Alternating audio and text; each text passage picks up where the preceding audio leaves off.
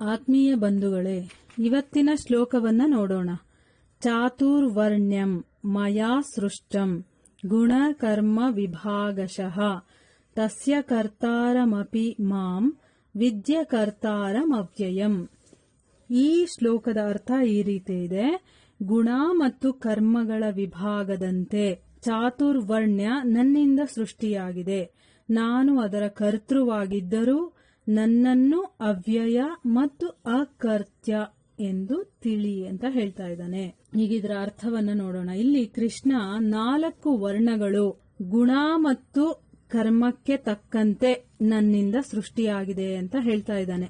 ಇಲ್ಲಿ ಕೃಷ್ಣ ಮಾತಾಡ್ತಾ ಇರಬೇಕಾದ್ರೆ ಯಾವುದೋ ಒಂದು ದೇಶ ಅಥವಾ ಇಂಡಿಯಾ ದೇಶದಲ್ಲಿರುವಂತಹ ಬಳಕೆಯಲ್ಲಿದೆಯಲ್ಲ ಅದನ್ನ ಗಮನದಲ್ಲಿಟ್ಕೊಂಡು ಅವನು ಹೇಳ್ತಾ ಇಲ್ಲ. ಕೇವಲ ಜನ್ಮ ಆದ 4 ಜಾತಿಗಳು ಅದರಲ್ಲಿದೆ ಅಂತ ಹೇಳ್ತಾ ಇಲ್ಲ. ಅವನು ಇಡೀ ವಿಶ್ವವನ್ನ ಮಾನವ ಕೋಟಿಯಲ್ಲಿ ಅವರವರ ಕರ್ಮಕ್ಕೆ ತಕ್ಕಂತೆ ವಿಭಾಗ ಮಾಡ್ತಾರಲ್ಲ, ಅದು ಸಹಜವಾಗಿ ಆಗಿದೆ ಅಂತ ಹೇಳ್ತಾ ಇದ್ದಾನೆ. ಈಗ ನೋಡಿ, ಈ ವಿಭಾಗ ಏನ್ ಮಾಡಿದಾನೋ ಇದರ ಆಧಾರದ ಮೇಲೆ ಸಮಾಜದ ಸುವ್ಯವಸ್ಥೆ ನಿಂತಿದೆ. ಅಂದ್ರೆ ಒಂದು ಸಮಾಜ ಸರಿಯಾಗಿ ನಡ್ಕೊಂಡು ಹೋಗ್ಬೇಕು ಅಂತಂದ್ರೆ ಈ ವಿಭಾಗ ಏನ್ ಮಾಡಿದೆಯೋ ಅದಕ್ಕೋಸ್ಕರ ಮಾಡಿದಾನೆ ಭಗವಂತ. ಅಂದ್ರೆ 3 ಗುಣಗಳಿದೆ. ಯಾವುದು? ಸತ್ವಗುಣ, ರಜೋಗುಣ ಮತ್ತೆ ತಮೋಗುಣ.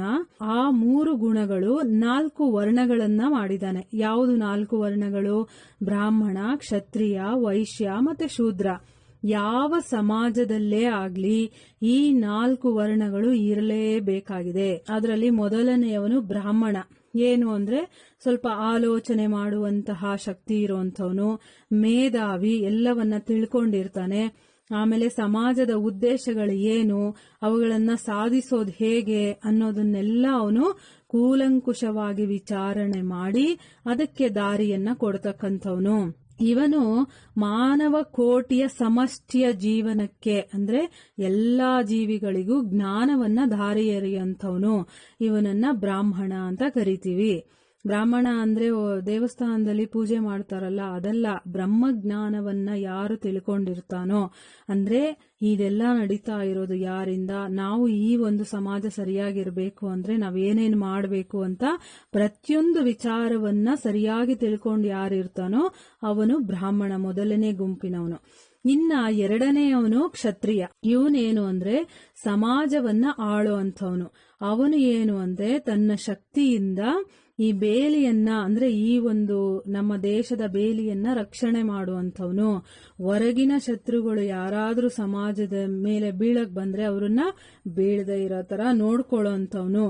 ಅಂದ್ರೆ ಸಮಾಜದಲ್ಲಿ ಘಾತುಕ ಶಕ್ತಿಗಳು ಏನಾದ್ರೂ ಜಾಸ್ತಿ ಆದಾಗ ಅಥವಾ ಅವರ ಹಾವಳಿ ಬಂದಾಗ, ಅಂದ್ರೆ ಅವ್ರು ಯಾರಾದ್ರೂ ನಮ್ಮ ಮೇಲೆ ಅಟ್ಯಾಕ್ ಮಾಡಿದಾಗ ಅದು ಮಾಡದೇ ಇರೋ ತರ ನೋಡ್ಕೊಳ್ಳೋ ಅಂತ ಜವಾಬ್ದಾರಿ ಇರುವಂತವನು. ಇದಕ್ಕೋಸ್ಕರನೇ ಇವಾಗ ಹಿಂದಿನ ಕಾಲದಲ್ಲಿ ಅಂದ್ರೆ ಕ್ಷತ್ರಿಯರು ಇರ್ತಾ ಇದ್ರು, ರಾಜರು ಇರ್ತಾ ಇದ್ರಲ್ವಾ.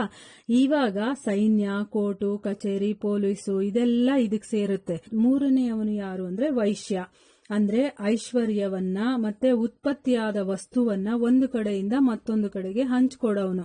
ಇವನು ಇರುವ ಕಡೆಯಿಂದ ಇಲ್ಲದ ಕಡೆಗೆ ಹಂಚೋ ಅಂತವನು. ಎಲ್ಲಿ ಇರುತ್ತೋ ಅಲ್ಲಿಂದ ತಗೊಂಡ್ ಬಂದು ಯಾರತ್ರ ಇರೋದಿಲ್ವೋ ಅವ್ರ ಕಡೆವರೆಗೂ ಅವನು ತಲುಪಿಸೋ ಅಂತ ಕೆಲಸ ಮಾಡೋನು. ಇದರಿಂದಲೇ ಸಮಾಜದಲ್ಲಿ ಎಲ್ಲರಿಗೂ ಇವ್ರು ಇರೋದ್ರಿಂದ ನೋಡಿ ಯಾರ್ಯಾರಿಗೆ ಏನೇನು ವಸ್ತುಗಳು ಬೇಕಾಗಿರುತ್ತೋ ಅದೆಲ್ಲ ಸಿಕ್ಕತ್ತೆ. ಇನ್ನು 4ನೇ ಗುಂಪಿನವನು ಯಾರು ಅಂದ್ರೆ ಶ್ರಮಜೀವಿ. ಅಂದ್ರೆ ಅರ್ಥ ಐಶ್ವರ್ಯವನ್ನ, ಆಹಾರವನ್ನ, ಬಟ್ಟೆ ಬರೆಗಳನ್ನ ಉತ್ಪತ್ತಿ ಮಾಡ್ತಾನಲ್ಲ ಅಂತಹ ಕಾರ್ಮಿಕ ತಂಡದವರನ್ನ ನಾವು 4ನೇ ಗುಂಪಿನಲ್ಲಿ ಸೇರಿಸ್ಕೊಳ್ತೀವಿ. ಇವಾಗ ನಾವು ಯಾವ ದೇಶವನ್ನ ನೋಡಿದ್ರೂ ಕೂಡ ಈ ವಿಭಾಗಗಳು ಎಲ್ಲಾ ದೇಶದಲ್ಲೂ ಇರುತ್ತೆ. ಆದರೆ ಇಂಡಿಯಾ ದೇಶದಲ್ಲಿ ಮೊದಲು ಶ್ರೀಕೃಷ್ಣ ಹೇಳ್ತಾ ಇರೋ ತರ ಅವರವರು ಮಾಡುವ ಕರ್ಮ ಮತ್ತೆ ಗುಣದಿಂದ ಅವರು ಎಂತೆಂಥ ವರ್ಣಕ್ಕೆ ಸೇರಿದ್ದಾರೆ ಅಂತ ನಿಷ್ಕರ್ಷಲ್ಪಟ್ಟಿದ್ರು ಕೂಡ ಕಾಲಕ್ರಮೇಣ ಅದು ಏನಾಯ್ತು ಅಂದ್ರೆ ಹುಟ್ಟದಾಗಿನಿಂದಾನೇ ಅವನು ಕ್ಷತ್ರಿಯ, ಅವನು ಬ್ರಾಹ್ಮಣ ಅಂತ ಅನ್ಕೊಳಕ್ ಶುರು ಮಾಡಿದ್ರು. ಇಲ್ಲಿ ಕೃಷ್ಣ ಏನ್ ಹೇಳ್ತಾ ಇದ್ದಾನೆ ಅದನ್ನ ಸರಿಯಾಗಿ ಅರ್ಥ ಮಾಡ್ಕೋಬೇಕು.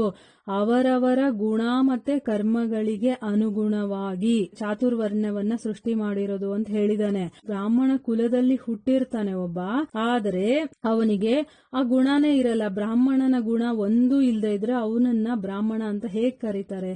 ಅಲ್ವಾ. ಆದ್ರೆ ಇವಾಗೇನಂದ್ರೆ ಬ್ರಾಹ್ಮಣನ ಮನೆಯಲ್ಲಿ ಹುಟ್ಟಿದವನು ಬ್ರಾಹ್ಮಣ, ಕ್ಷತ್ರಿಯರ ಮನೆಯಲ್ಲಿ ಹುಟ್ಟಿದವನು ಕ್ಷತ್ರಿಯ, ಆತರ ಒಂದು ತಗೊಂಡ್ಬಿಟ್ಟಿದ್ದಾರೆ. ಆದ್ರೆ ಭಗವಂತ ಮಾಡಿರೋದು ಆತರ ಅಲ್ಲ. ಅವರವರ ಕರ್ಮ ಅವರವರ ಗುಣಕ್ಕೆ ತಕ್ಕಂತೆ. ನಾನು ಬ್ರಾಹ್ಮಣನ ಕುಟುಂಬದಲ್ಲಿ ಹುಟ್ಟಿರ್ತೀನಿ, ಆದ್ರೆ ನನ್ನ ಗುಣ ಕರ್ಮ ಹೇಗಿರುತ್ತೆ ಅಂದ್ರೆ ನಾನು ಫೈಟ್ ಮಾಡೋದು ಇಷ್ಟ ಆಗಿರುತ್ತೆ, ನನ್ನ ಸ್ವಭಾವ ರಫ್ ಆಗಿರುತ್ತೆ. ಆತರ ಇದ್ದಾಗ ನಾನು ಕ್ಷತ್ರಿಯನ ಒಂದು ಕೆಲಸವನ್ನ ಮಾಡ್ಬೇಕಾಗುತ್ತೆ. ಆವಾಗ ನಾನು ಆವೃತ್ತಿಯನ್ನ ನಾನು ಆರಿಸ್ಕೋಬೇಕು. ಅದು ಬಿಟ್ಟು ಯಾವುದು ನನಗಿಷ್ಟ ಇರೋದಿಲ್ವೋ, ಯಾವುದು ನನ್ನ ವ್ಯಕ್ತಿತ್ವಕ್ಕೆ ಅದು ಸರಿ ಹೋಗೋದಿಲ್ವೋ ಅಂಥದನ್ನ ನಾನು ಆರಿಸ್ಕೊಂಡಾಗ ಅದು ಸಮಾಜಕ್ಕೆ ನಾವು ಅಪಾಯ ಕೊಟ್ಟಂಗೆ. ಅದರಿಂದ ತಪ್ಪಾಗುತ್ತೆ ಹೊರತು ಸರಿಯಾದ ರೀತಿನಲ್ಲಿ ನಾನು ಕೆಲಸ ಮಾಡೋದಕ್ಕಾಗೋದಿಲ್ಲ. ಯಾವಾಗ ಭಗವಂತನೇ ಈ ವರ್ಣಗಳನ್ನ ಸೃಷ್ಟಿ ಮಾಡಿದಾನೋ ಅವರು ಮಾಡೋ ಕೆಲಸದಲ್ಲಿ ಇದು ವ್ಯತ್ಯಾಸ ಇದೆ. ಆದ್ರೆ ಒಂದನ್ನ ನೋಡಿ, ಇವಾಗ ಬ್ರಾಹ್ಮಣನ ಕೆಲಸ ಬ್ರಾಹ್ಮಣ ಮಾಡ್ತಾನೆ, ಕ್ಷತ್ರಿಯನ್ ಕೆಲಸ ಕ್ಷತ್ರಿಯ ಮಾಡ್ತಾನೆ. ಆವಾಗ ಇದನ್ನ ಸೃಷ್ಟಿ ಮಾಡಿರೋದು ಯಾರು? ಭಗವಂತನೇ. ಅದರಲ್ಲಿ ಯಾವುದು ಮೇಲಿಲ್ಲ, ಯಾವುದು ಕೀಳಿಲ್ಲ. ಅಂದ್ರೆ ಇದರಲ್ಲಿ ಇದು ಶ್ರೇಷ್ಠವಾದ ಕೆಲಸ, ಬ್ರಾಹ್ಮಣ ಮಾಡುವಂಥದ್ದು ಶ್ರೇಷ್ಠವಾದದ್ದು, ಶೂದ್ರ ಮಾಡುವಂಥದ್ದು ಕೀಳು ಅಂತ ಎಲ್ಲೂ ಕೃಷ್ಣ ಹೇಳಿಲ್ಲ.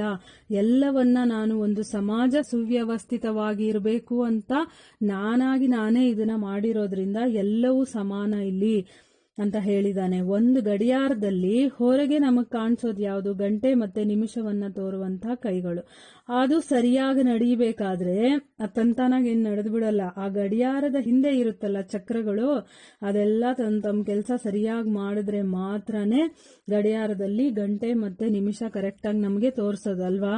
ಅದರಲ್ಲಿ ಒಂದು ಮೇಲು ಇನ್ನೊಂದು ಕೀಳು ಅಂತ ಹೇಳಕ್ಕಾಗತ್ತಾ? ಇಲ್ಲ.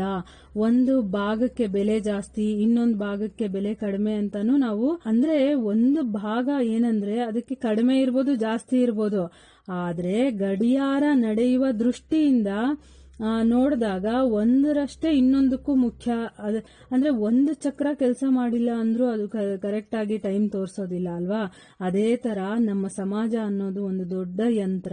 ಇದು ಸರಿಯಾಗಿ ಕೊಂಡು ಹೋಗ್ಬೇಕು ಅಂತಂದ್ರೆ ಇಲ್ಲಿರುವ ಪ್ರತಿಯೊಬ್ಬ ಕೂಡ ಸರಿಯಾಗಿ ಕೆಲಸ ಮಾಡಿದಾಗ ಮಾತ್ರ ಇಲ್ಲಿ ಸರಿಯಾಗಿ ನಡ್ಕೊಂಡು ಹೋಗುತ್ತೆ. ನೋಡಿ, ಆಳುವ ಅರಸ ತನ್ನ ಸಂಸ್ಕಾರಕ್ಕೆ ತಕ್ಕಂತೆ ತನಗೆ ಬರುವಂತ ಕೆಲಸಗಳನ್ನ ಕರೆಕ್ಟ್ ಆಗಿ ಮಾಡ್ಕೊಂಡು ಹೋದ್ರೆ ಸಮಾಜ ಏನಾಗುತ್ತೆ? ಸುಸೂತ್ರವಾಗಿ ನಡ್ಕೊಂಡು ಹೋಗುತ್ತೆ.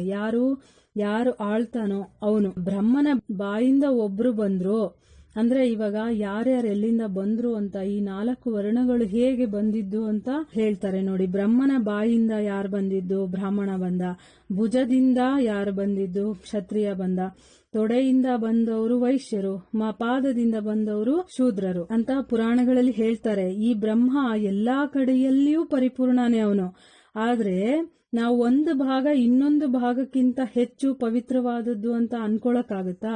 ಇವಾಗ ಭಗವಂತನ ಸಂಪೂರ್ಣ ಶರೀರ ಒಂದೇ ರೀತಿಯಾಗಿರುತ್ತೆ, ಒಂದೇ ರೀತಿ ಶಕ್ತಿಯಿಂದ ತುಂಬಿರುತ್ತೆ. ಎಲ್ಲಿಂದನಾದ್ರೂ ಬರ್ಲಿ ಅದು ಪರಿಪೂರ್ಣವಾಗೇ ಇರುತ್ತೆ. ಈಗ ಸಕ್ಕರೆಯಿಂದ ಮಾಡಿರುವಂತಹ ಗೊಂಬೆ ಮುಖದಲ್ಲಿ ಸಕ್ಕರೆ ಇರೋ ತರ ಕಾಲಲ್ಲೂ ಸಕ್ಕರೆ ಇರುತ್ತೆ ತಾನೇ. ಯಾವ ಭಾಗನಾದ್ರೂ ತಗೊಳ್ಳಿ ನೀವು, ಅದರಲ್ಲಿ ನಮಗೆ ಸಕ್ಕರೆ ಕಾಣಿಸುತ್ತೆ.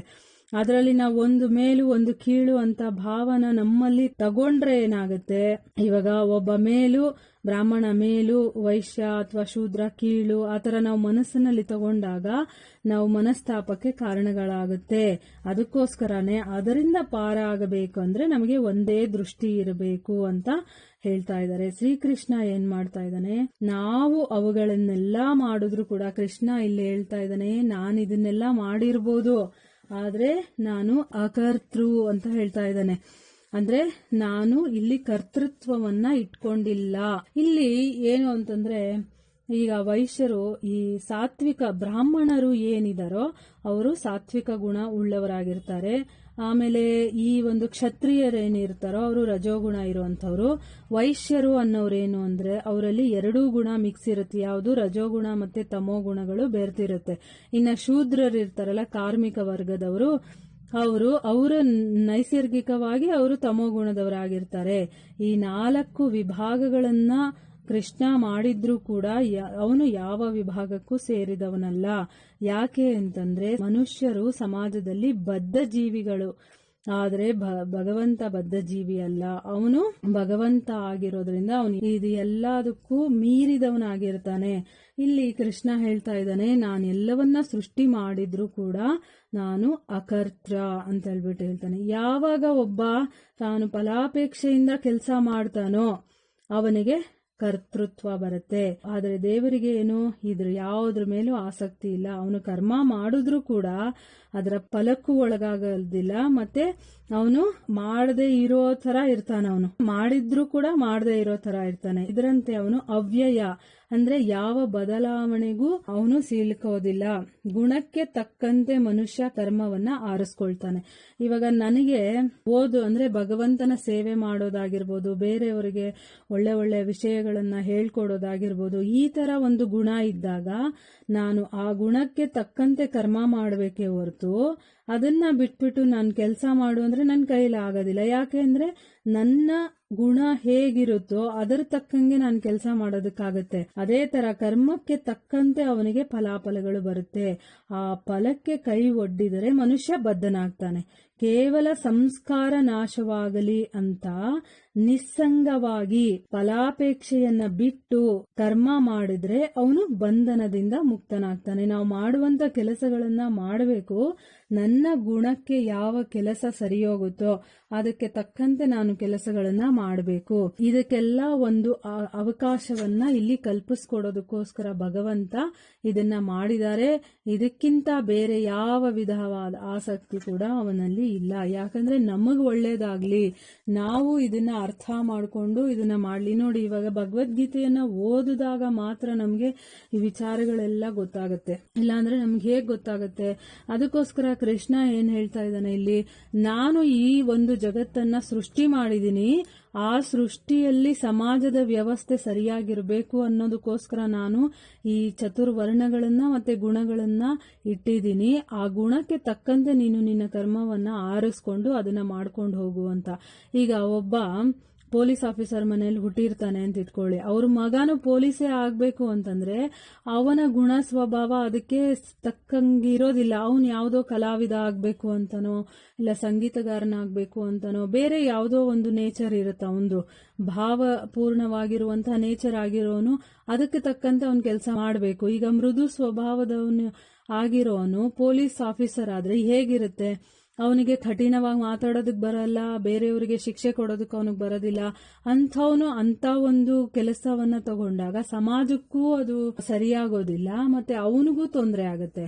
ಅದಕ್ಕೋಸ್ಕರ ಅವರವರ ಗುಣಕ್ಕೆ ತಕ್ಕಂತೆ ಅವರು ಕೆಲಸವನ್ನ ಹುಡುಕೋಬೇಕೇ ಹೊರತು ಮಾಡಬೇಕೇ ಹೊರತು ನಾನು ಜನ್ಮತಃ ಬ್ರಾಹ್ಮಣನಾಗ್ಬಿಟ್ಟಿದ್ದೀನಿ ಅಂತ ಬ್ರಾಹ್ಮಣನ ಕೆಲಸ ಮಾಡಕ್ ಹೋಗೋದು, ನನ್ನ ಗುಣಕ್ಕೆ ಅದು ಸರಿ ಬರಲಿಲ್ಲ ಅಂದ್ರೂ ನಾನು ಆ ಕೆಲಸವನ್ನ ಬಲಪೂರ್ವಕವಾಗಿ ಮಾಡಕ್ ಹೋಗೋದು, ಆತರ ಮಾಡಬಾರ್ದು. ಅದಕ್ಕೋಸ್ಕರನೇ ಕೃಷ್ಣ ಇಲ್ಲಿ ಹೇಳ್ತಾ ಇದ್ದಾನೆ, ಅವರವರ ಗುಣಕ್ಕೆ ತಕ್ಕಂತೆ ನಾನು ಚತುರ್ವರ್ಣವನ್ನ ಸೃಷ್ಟಿ ಮಾಡಿದ್ದೀನಿ, ಅದಕ್ಕೆ ತಕ್ಕಂತೆ ಅವನು ಕೆಲಸ ಮಾಡ್ಕೊಂಡು ಹೋಗ್ಬೇಕು. ಆದ್ರೆ ಅಲ್ಲಿ ಯಾವುದೇ ಫಲಾಪೇಕ್ಷೆ ಇರಬಾರ್ದು. ಅವಾಗ ಮಾತ್ರ ಅವನು ಬಂಧನದಿಂದ ಮುಕ್ತನಾಗೋದಕ್ಕೆ ಸಾಧ್ಯ ಅನ್ನೋದನ್ನ ಈ ಶ್ಲೋಕದಲ್ಲಿ ಹೇಳ್ತಾ ಇದ್ದಾರೆ. ಹರೇ ಕೃಷ್ಣ.